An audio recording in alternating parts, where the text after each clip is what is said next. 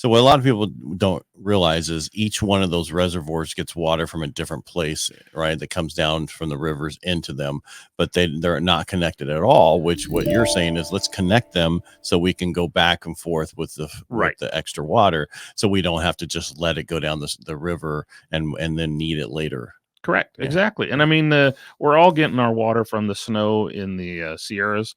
The snow comes down in the mountains and then it melts, and you get the little creeks and everything running down into either Don Pedro, New Melones, or McClure, either any of those reservoirs that are on the east side of the valley.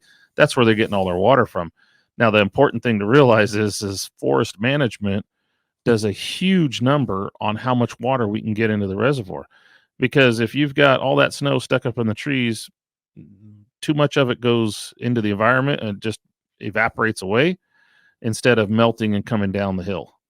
So what you're saying is if we managed our forests, we could thin them out like we should, and we would have less fires and we would have more water. Is that what you're saying? Absolutely. Absolutely true. Just that science. One thing, right? Just that one thing. And less beetles, right? Correct. Oh, yeah. No, the healthier forest, you wouldn't have all the dead trees because of the bark beetle and all that other stuff. Yeah, the trees are competing for the little bit of water that does make it down to the ground.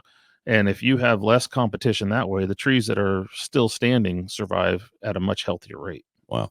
Because I took over the Mike Douglas show one day and a couple of weeks ago when he was on vacation, and this was brought up because there was a fire up there, and I was talking to a guy, and he was really, I don't think we can manage the forest. So he went from, I won't get into he's saying there's no way to manage the forest because it's just too much. It's like, yes, you can. Yeah, you do it. No. Yeah, I've seen farmers farm land much bigger, and they know how to do it. They do it one section at a time, and they keep moving.